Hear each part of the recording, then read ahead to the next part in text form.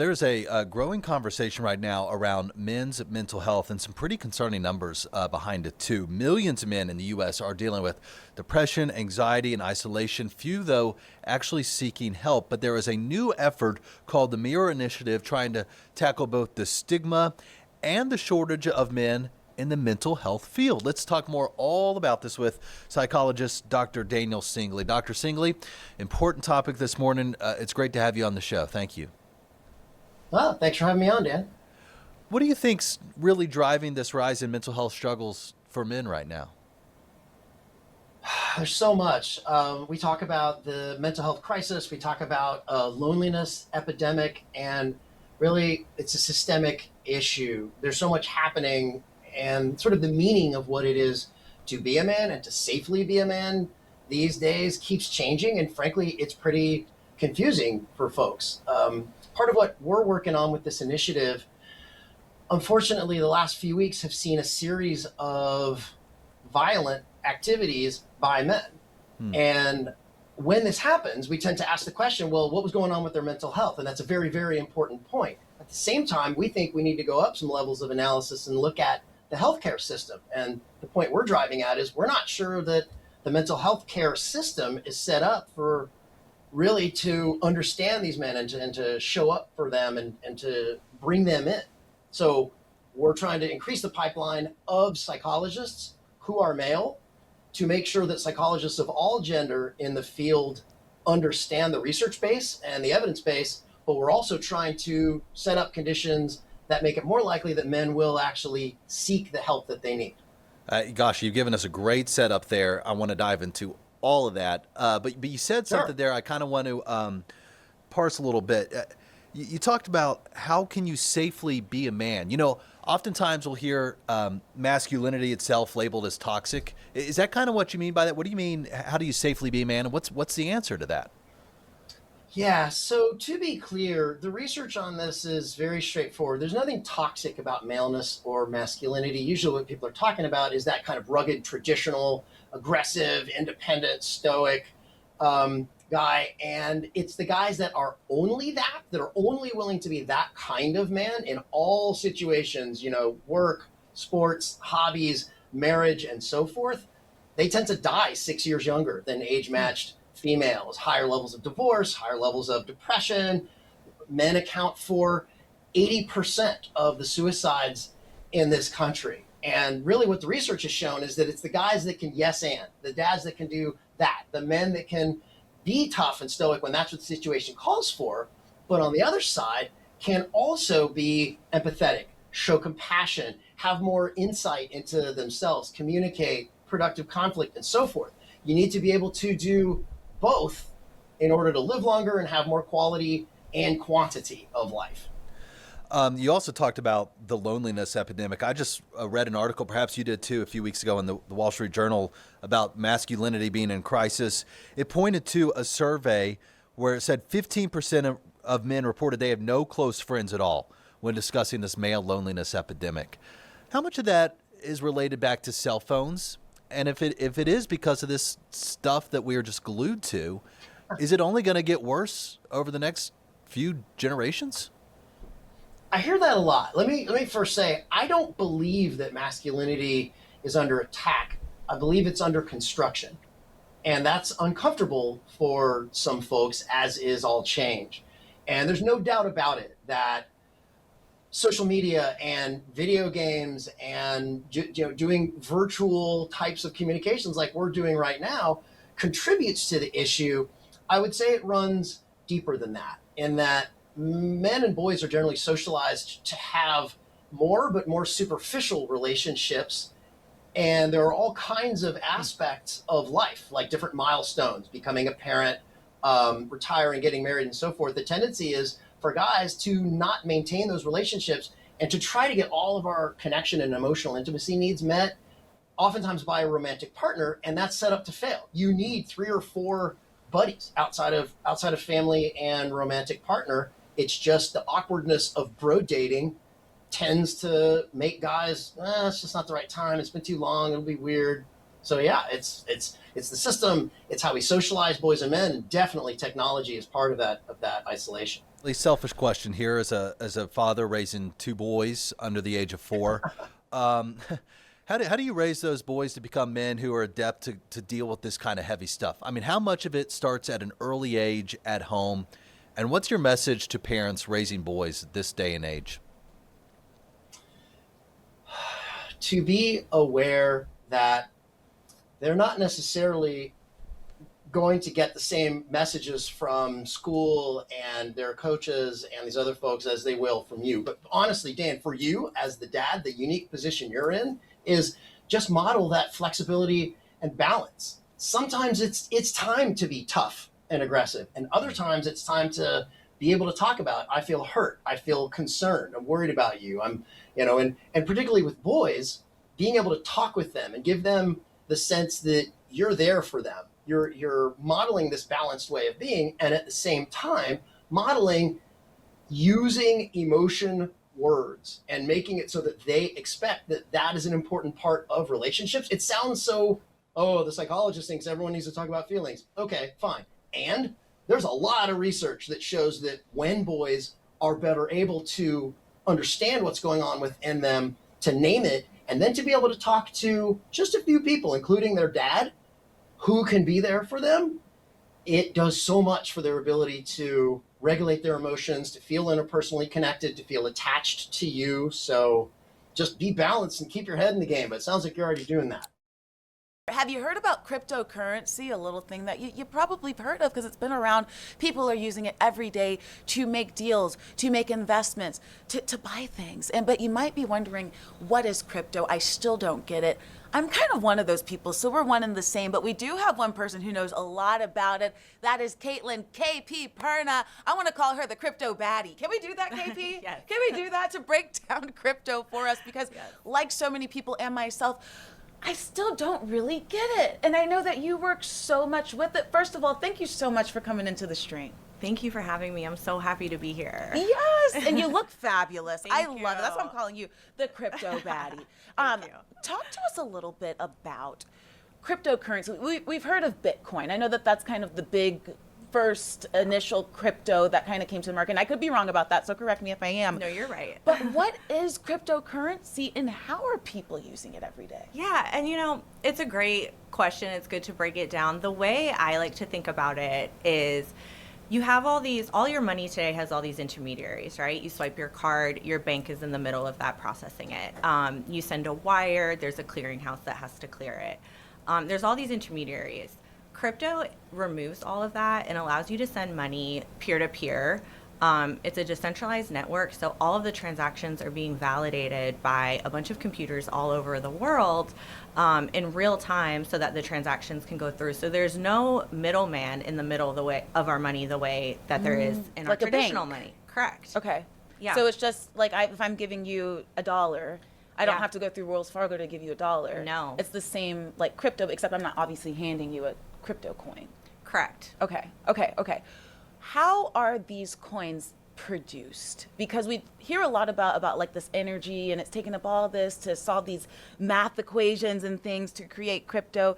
Can you break that down for us in layman's terms? Because I still don't understand how does it take a math equation Yeah. to create a coin? What is that all about? Yeah, so the way that Bitcoin works is there's only 21 million in supply ever. So when you think of supply and demand, this is your classic case. So that's scarcity that creates demand, that creates the value. But Bitcoin is really a network and a protocol. These coins get minted on the network and the protocol through mining. So these are all these decentralized computers. They're all running consensus, so they're all mining coins. And then because of the scarcity, there will only be a certain number produced. It's actually a very elegant engineering design. So as an engineer, I find the white paper fascinating.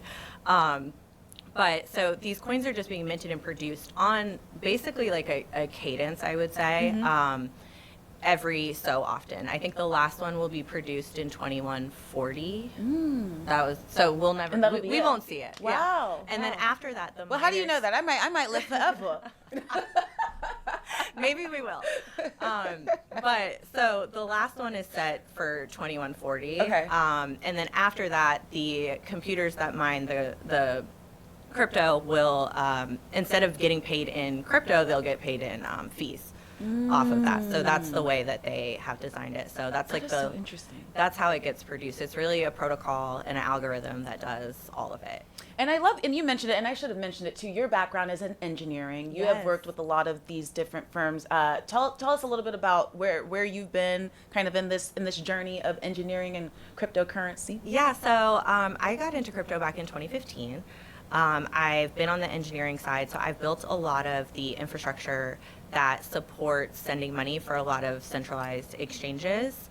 So basically all of the wallet infrastructure, some of the node infrastructure that runs some of the algorithms for the coins to be produced and sent.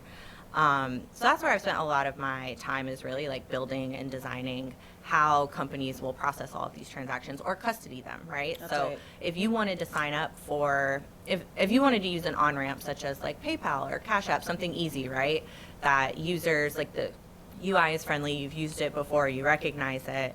And they're now introducing crypto. Yeah, these Yeah. are great like paths to like get into crypto, but at the end of the day, they custody your crypto. So people have probably heard the term like not your keys, not your crypto, meaning that wherever it is stored, they're the ones that are responsible for it, not necessarily you. So like you and I could be each responsible for our own crypto and send it back and forth.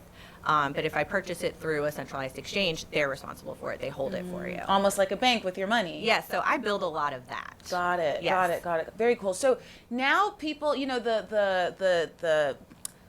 or I'm trying to think of the word, I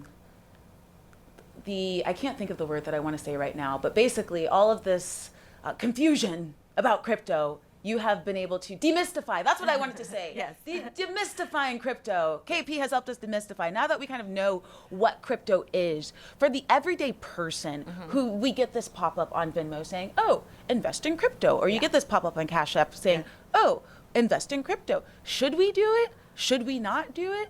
What's the benefit of doing it? No, great point. I think the first thing I would encourage people to do is like spend some time getting educated. So a lot of these platforms that are sending these pop-ups usually have like learn and earn programs. So like they will pay you some crypto to watch a video on crypto. I'm very big on do your own research, right? Like if you want to know if you should invest in something, you should probably learn a little bit about it first and see if you're even interested and if you think it's going to be for you. Most financial advisors recommend keeping like an allocation of maybe 5% if crypto is something that you want to Don't put all your money in crypto right away. Correct. Yeah, that's probably not the best place to start. And then I also think it depends on you as a person, right? Like, are you financially stable in other ways? And I don't necessarily mean by a dollar amount, right? But if you have a lot of high interest debt, I don't know if crypto would probably be a good thing for you. If you don't have 6 months of savings, I probably wouldn't advise that you jump right in. I would recommend like learning about it and then potentially making a choice to do that. How do people begin with this if they want to get started? I think a great place to start is a regulated exchange based in the U.S. I would avoid anything overseas. I would avoid anything that you see influencers trying to get you to sign up for. Oh, that's good. On social media, Okay. I would use, there are a lot of regulated exchanges who have done a lot of work to be regulated and to provide a safe avenue for you to invest in crypto. That would be the best place to start. And then obviously I would say don't invest what you are not willing to lose. Schizophrenia affecting millions of Americans, though still widely misunderstood. And for many families now thrust into the middle of this, it comes down to a day-to-day journey of learning how to care for somebody they love. Let's talk more about this now with Erin Crown, a healthcare professional specializing in schizophrenia care. Erin, good morning, and thank you for your time. Good morning. Thanks for having me. So what's this diagnosis and treatment journey look like for somebody who gets diagnosed with schizophrenia? I think that's very individual. I think it looks different for each person who's going through it, but there are some similarities that we can rely upon as evidence that someone may be struggling and what to do. So, it can start with some bizarre behaviors. Schizophrenia really is a disorder that impacts the way an individual thinks, feels, and behaves or acts. And it's a chronic condition that can be pretty debilitating, but with resources like Homeground HCZ, where we can connect people to community and to access to resources within their zip code, and for resources, legal supports, and other types of support access through homegroundscz.com, care partners can find support as well. So it often starts with a hospitalization or an emergency room visit, but there are also times as we educate our communities about the illness and about the importance of early treatment and community-related treatment, that sometimes we can identify it and get it treated even before a hospitalization ever takes place. How underdiagnosed do you think this is if you're relying on folks in many cases to come forward for a diagnosis themselves sometimes? I don't know that I think that it's underdiagnosed per se, but I think that what does happen is the duration of untreated psychosis can go on for a pretty long time. An average DUP, or duration of untreated psychosis, can be as long as 2 years for many people, and can start very early in middle school or high school, or even in early college years for people. And this is the time where people, because of stigma or because of a lack of a vocabulary to understand what's going on, and therefore to relay their symptoms to a trusted person in their life. There can be secrecy. Maybe they don't understand what's going on, or they're afraid of sharing what's going on because feel bizarre to experience as well. So I think it's that duration of untreated psychosis that is a bigger problem than underdiagnosis. Once someone reaches a point of pretty severe psychosis, it's hard to miss, and people usually either wind up with that severity either in the hospital or incarcerated potentially. Interesting.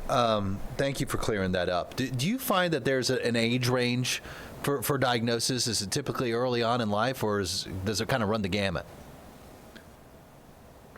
No, it doesn't really run the gamut. It's usually earlier, again, early, mid to late teens or early 20s. There are some people who don't present with symptoms and get a diagnosis until their late 20s or even early 30s. But early 30s would certainly be on the older end of the spectrum of beginning to experience symptoms and getting a diagnosis of schizophrenia.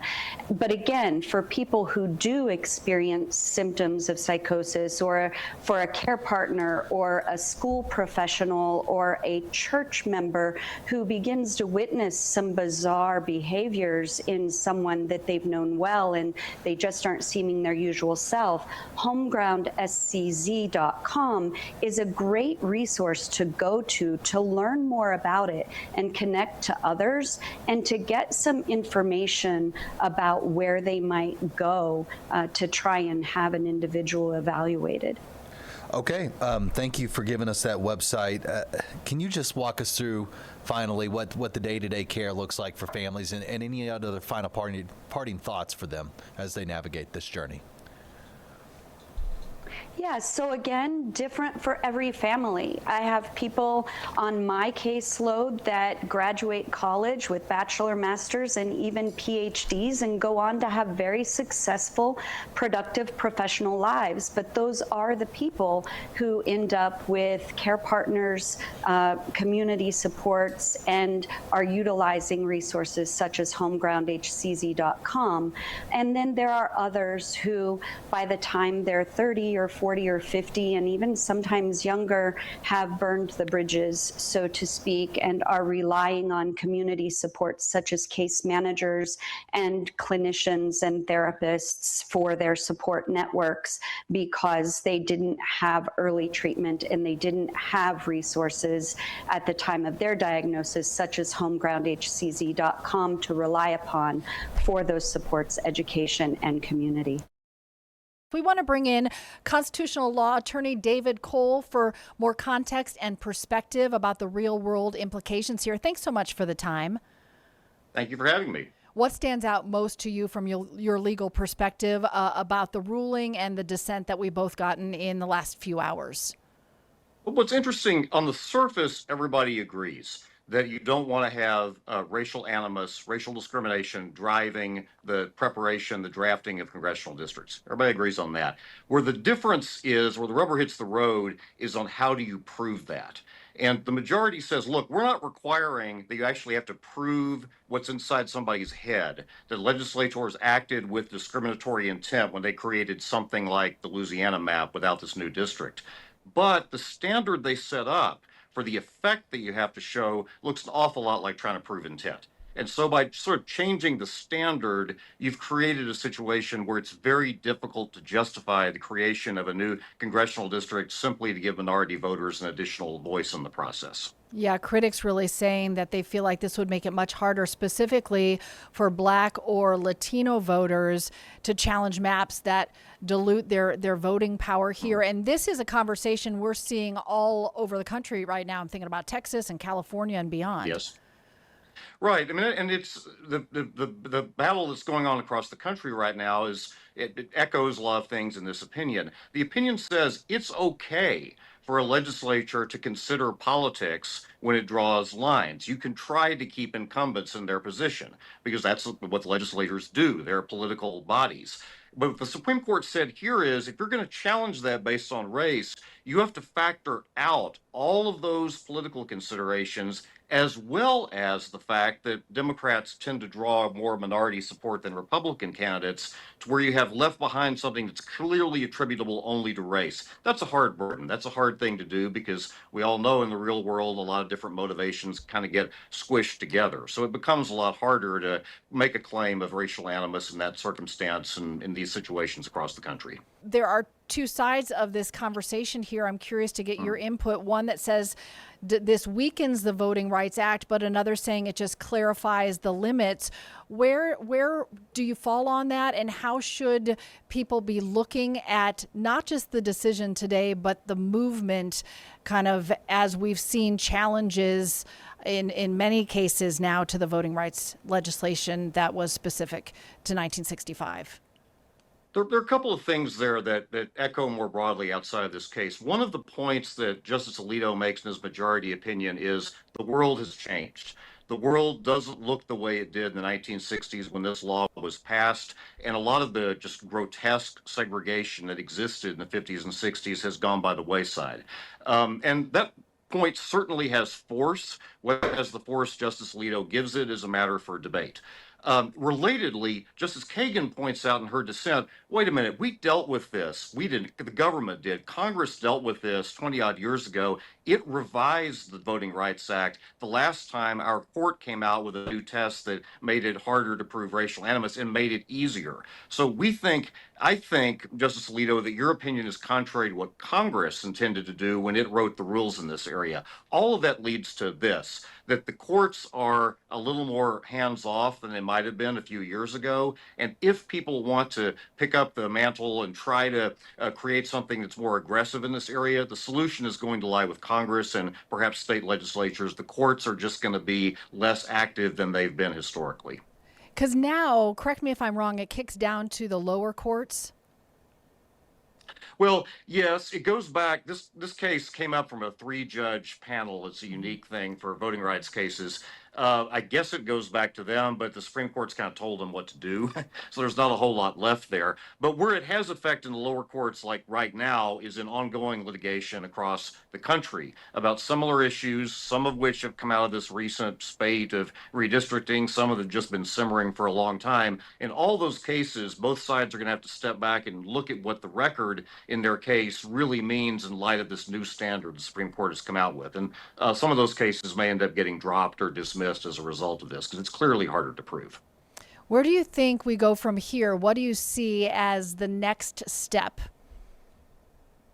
Well, you're going to see districts kind of stay where they are, I think, because they've sort of reached a steady state, and trying to add new districts in the name of more racial equality is going to fall by the wayside. Conversely, if I want to add a bunch of districts for some partisan reason, I want more Republicans, I want more Democrats, it'll be harder to put up obstacles to that in the form of arguments about racial effect. So I think you're going to see that in the litigation. On the political side, particularly if the Democrats take control of the House, I think you're going to see some revisiting of the Voting Rights Act to respond to this and say, well, maybe we should change the law to do this, this, and this to change some of the things that bothered the Supreme Court in this opinion. So you'll see activity on both branches of government there, the legislative and the judicial, trying to fully reckon with what this opinion tells us. Yeah, I guess we come full circle as you and I kind of started at the beginning talking about how big of an issue redistricting is. And both parties really see that as a potential way to get a leg up. And we don't expect that to stop anytime soon. So this conversation is, I guess, to be continued, no doubt about it, huh? Is very much to be as long as you've got legislators that come from different regions, there's always going to be dispute about districting. And here, all we know for sure is that the courts are just going to have less to say about that than they've had the last 20, 30 years. Well, ready or not, about 6 weeks out from the World Cup. Can you believe it? We've been talking about it for long enough now. FIFA World Cup going to be here, Atlanta on the world stage, but city leaders also tackling kind of a darker reality behind all the games, and that's the potential for human trafficking. This is Marcus Walker from the city's mayor's office of violence reduction, and they've been working in this office to kind of get ahead of this. Tell us what all you were doing to combat human trafficking this summer. Mm-hmm. Absolutely. So as you mentioned, trafficking, it ravages our globe. And so our efforts really are focused on bringing people together to do two things. One is raise the awareness and then inspire action. That's a societal theory is how you create change. And so what we've done is started to pull together the various stakeholders and some that are a little bit more closely related to what's going on, like hotels, right? And bringing hotels together, what we know is that human trafficking tends to use hotels as a vehicle. Mm-hmm. And so bringing those stakeholders together along with businesses and entertainment venues so that they are aware of the signs. And these are called human trafficking trainings. And they've been happening all throughout Atlanta at various locations.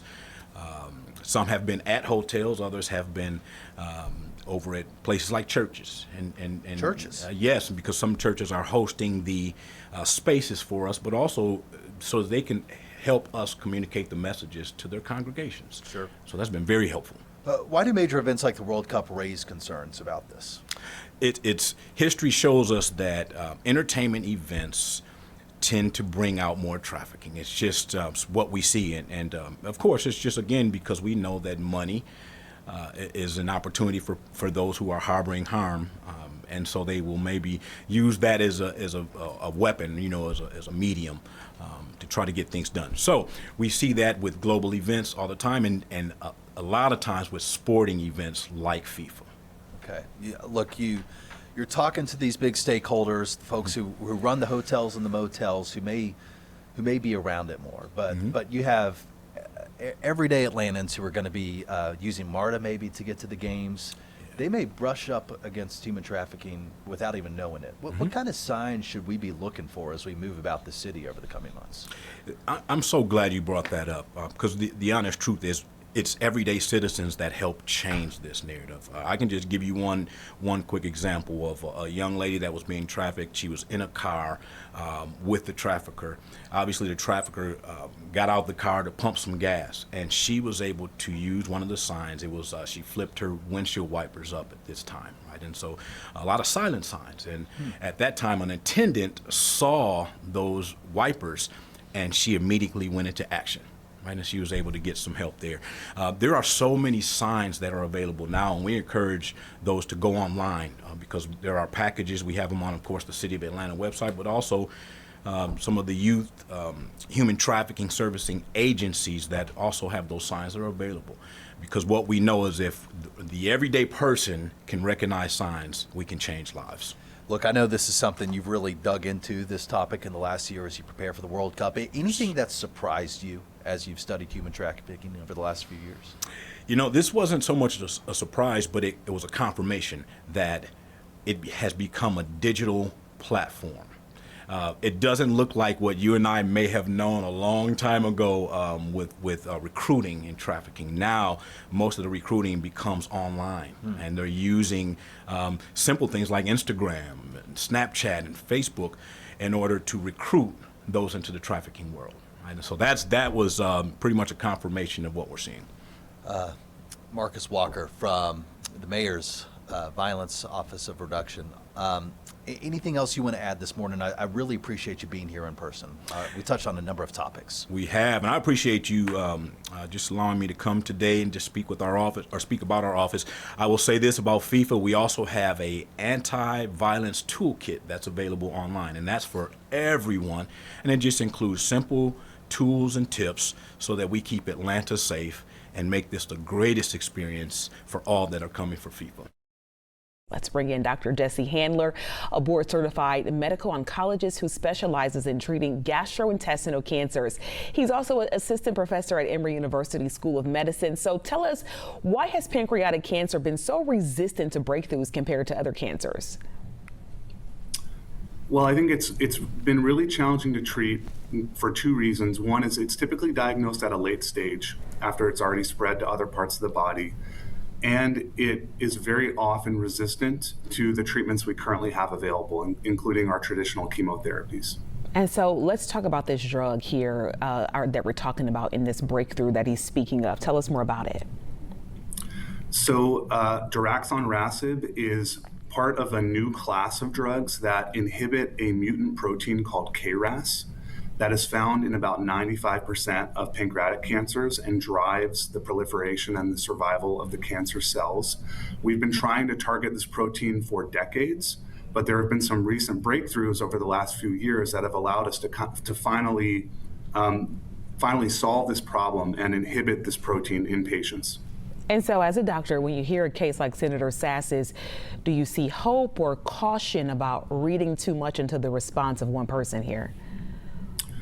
Oh, no, I think we are incredibly excited about this in the field. Beyond just this one individual, there have been preliminary data from trials looking at KRAS inhibitors that have been very positive and have shown that these drugs can significantly extend the survival of patients with pancreatic cancer after decades of nearly universally negative trials. So we are incredibly excited about this. And so based on what we know here, what would his next phase of treatment or monitoring look like? Great question. Once pancreatic cancer has spread to other parts of the body, we generally continue a treatment as long as it's working. So as long as the cancer is either stable or shrinking, and as long as the patient can tolerate it. So this treatment, and I guess in generally speaking, we would continue as long as the cancer is stable or shrinking. And so who should be asking their doctor right now about clinical trials for this drug? Well, I think anyone with pancreatic cancer should be asking their oncologist to sequence their tumor to determine whether their tumor has a KRAS mutation and which specific mutation is present. And I would recommend any patient with pancreatic cancer to at least get an opinion at an academic center to see what trials are out there, what's available to them. For residents of Georgia, this would be the Winship Cancer Institute at Emory, because at an academic center, that will be the broadest repertoire and diversity of trial opportunities. And so if you had to put a name on what this is, do you sort of sum it up as a breakthrough, call it a turning point, or a promising step that has a long way to go? Where are we here?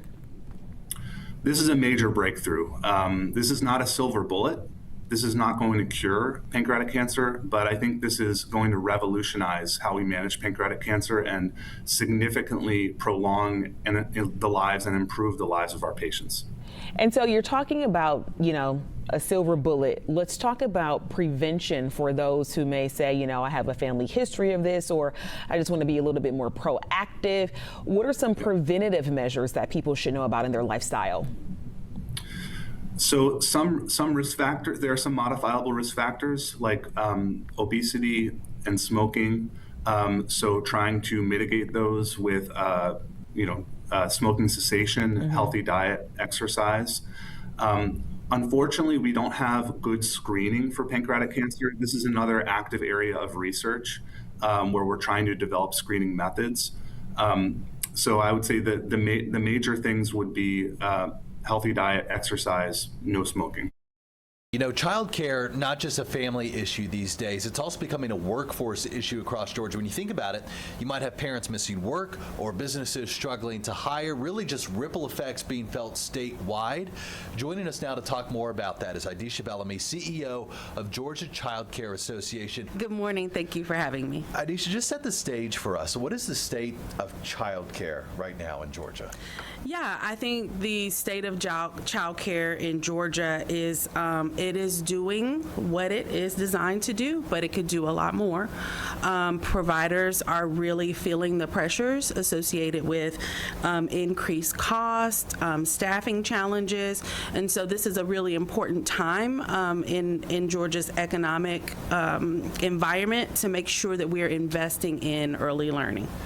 And you also say this is starting to impact businesses in a way. How so exactly? Yeah, so I think Georgia prides itself on just being a strong economy, and we know that childcare is the backbone to that economy. If childcare doesn't work, then Georgia can't work. And so we see that time and again, the need for greater investment as we're focusing on growing the economy, also focusing on growing a childcare system that can support that economy. Let's expand on that a little more. How exactly does maybe lack of access to child care or difficult choices families have to make, young families, impact people across the state who maybe don't have kids? Yeah, so if you are in Georgia, undoubtedly your company either has employees that rely on child care or, there's just an overarching need to ensure that we are serving Georgia's littlest citizens. What we see in the workforce setting is the inability to hire. We see increased absenteeism among staff, and employees can focus better on their job when they know that their children are being well taken care of and when they know that they have reliable, quality care for their children. I mean, I got two young ones, 1 and 3, and the amount of times we have to drop everything to go to a pediatrician on a random Wednesday morning at the last minute. I can't imagine what this is like for a lot of working parents when you have mom and dad working, having to make tough choices when you're putting kids first. What do you think the solution is here? Yeah, I think greater access to innovative solutions around childcare. We know that Georgia has a tremendous and nationally recognized pre-K program, but what we're talking about in this setting is about those littlest learners, even before pre-K. How do we better invest in supporting staffing in those settings? Because we know that that is a big challenge as well. Teachers want to enter this workforce and care for young children, but it is difficult. Wages are suppressed, and the cost to provide quality care, it is just, it is growing. And I think that childcare is the only setting where we see that the customer can no longer pay much more than what they're already paying, but the provider of that care really cannot afford to charge less. So when you look at things like the cost of insurance, the cost of food, the cost to staff programs, often in settings where the ratios are very low. So you have to have, one staff person for a very small group of children. And we know that that is the best setting. That is the best way. But it does create pressures on the childcare industry that I'm really excited tomorrow to explore what possible solutions might be there. I mean, these daycare operators, to your point, operate on very slim margins. With the rising food costs, inflation, we're all dealing with it. They're paying utilities, water, rent, insurance, as you mentioned, and you got to have a good staff here too. You don't want to cheap out on that. I mean, what obligation do you think daycare operators have to bring down costs, and do they have any room to, in your opinion? I think that that's a really fair question, and we hear that often. What I would say is providers are on extremely thin margins. They are showing up in communities, serving families consistently day after day. But just like in your home, where you see your grocery bill going up, we see insurance costs going up, we see that magnified in a child care setting, and it's happening more rapidly than providers are able to pass that cost along. So what we see is just a very thin margin because parents can't pay more, and providers are really in a spot where they can't charge less for this service because there is a cost to providing quality care and ensuring that children are safe in these environments. How much of the answer do you think lies, going into this conversation, with changing state policy versus businesses becoming more flexible to adapt to the working parent? I think the opportunity that we have is for everyone to see themselves as part of the solution, and I think that there are many levers that can be pulled. Obviously policy, obviously greater state investment in early learning, birth through 3, even leading into pre-K, but also we know that employers can play a role in this through tax advantages and the ability to support their employees with the rising cost of care. With Metro Atlanta financial advisor Andrew Poulos. So, Andrew, tell us how much of a stunner is this for Powell to stay on with the Fed, and just how unusual is that? This relationship has been tumultuous, to say the least.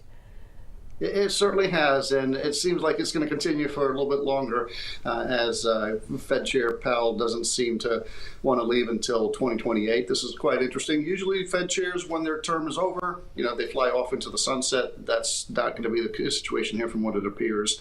Last time this happened was actually 1948, so this is quite unprecedented for a Fed chair to continue on.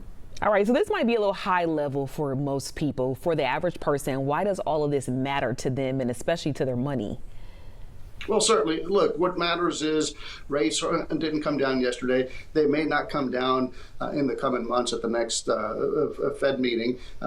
Fed Chair Powell is going to remain on from what he's saying, so that means likely that he still has influence. He may not be in the driver's seat, so to speak, but he's going to be in there and he's going to have some influence. So this is just kind of a tit for tat between the president and the Fed chair.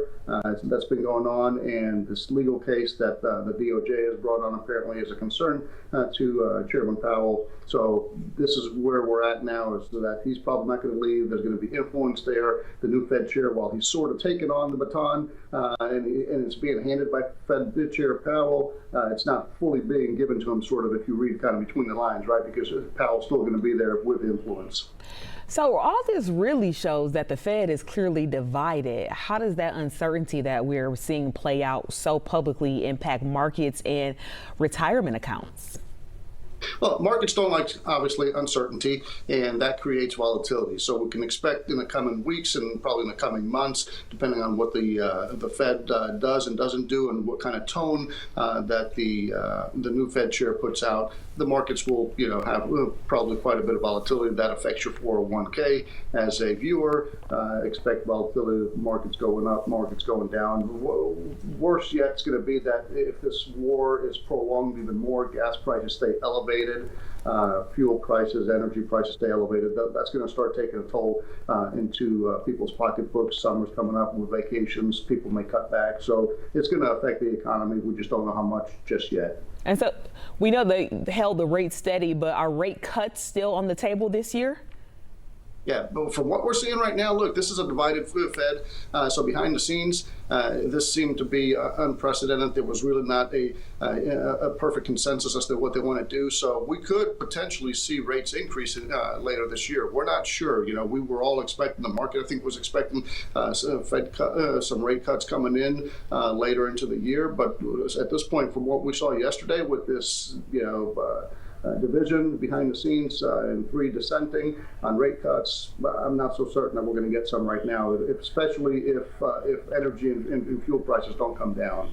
So what's the one financial move that you tell viewers to consider right now? We know we are seeing a real increase of people withdrawing from their 401ks as well. What would you tell people right now? Yeah, look, you got to be careful with your finances. Try not to overspend. Keep the debt as minimal as possible. That's easier said than done, of course. When people are getting in debt to be able to survive with the ongoing inflation and higher rates. If you have disposable income and you've got some debts, credit card debts, start paying those down because those interest rates don't appear to be coming down anytime soon.